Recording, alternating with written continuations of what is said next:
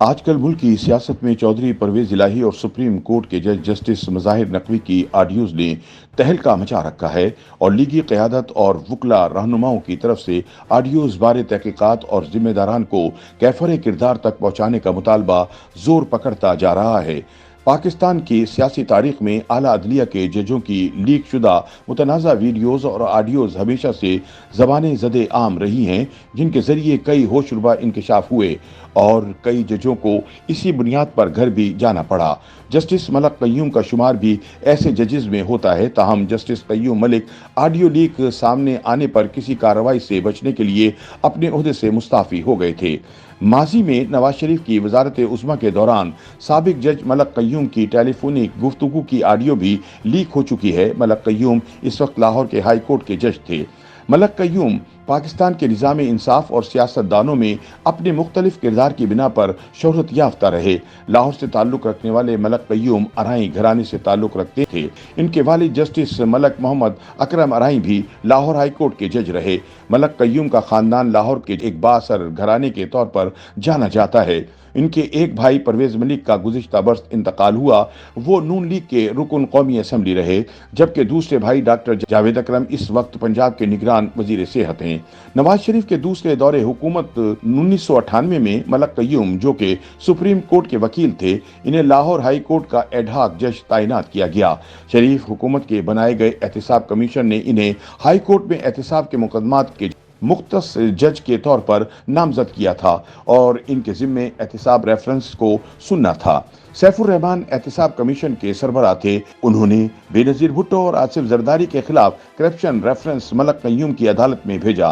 ملک قیوم نے ابتدائی سماعت کے بعد ہی اس ریفرنس کو منظور کرتے ہوئے بے نظیر بھٹو اور آصف علی زرداری پر FIR درج کرنے کا حکم جاری کیا۔ اس وقت پیپلز پارٹی نے ان کی جانبداری پر اعتراض کرتے ہوئے نقطہ اٹھایا کہ ان کے بھائی پرویز ملک نواز شریف کی لاہور کی چھوڑی ہوئی نشست بلا مقابلہ MNA منتخب ہوئے ہیں، اس لیے ان سے انصاف کی توقع نہیں ہے۔ نواز شریف کے دوسرے دور حکومت میں احتساب قانون کے تحت بننے والی احتساب عدالتیں ہائی کورٹ کے 2 ججوں پر مشتمل ہوتی تھیں اور جسٹس قیوم اور جسٹس نجم الحسن پر مشتمل بینچ بے نظیر بھٹو اور آصف زرداری کے خلاف SGS کوٹیکنا مقدمے کی سماعت کر رہا تھا۔ سیف الرحمان اور جسٹس ملک قیوم کی SGS کوٹیکنا مقدمے میں بے نظیر بھٹو اور آصف زرداری کے مقدمات پر فون پر گفتگو ہوئی۔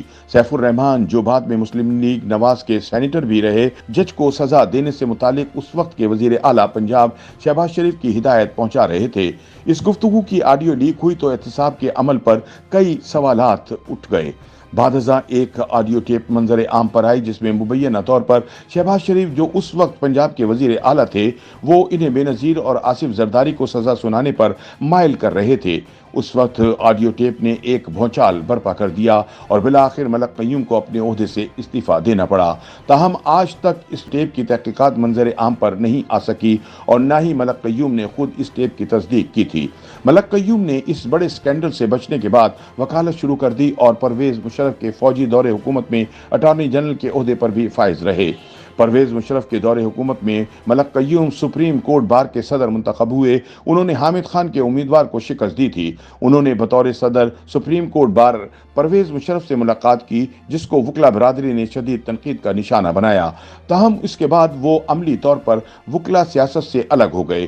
2007 میں اس وقت کے صدر جنرل پرویز مشرف نے انہیں ملک کا اٹارنی جنرل مقرر کر دیا اور 1 سال تک اس عہدے پر براجمان رہے۔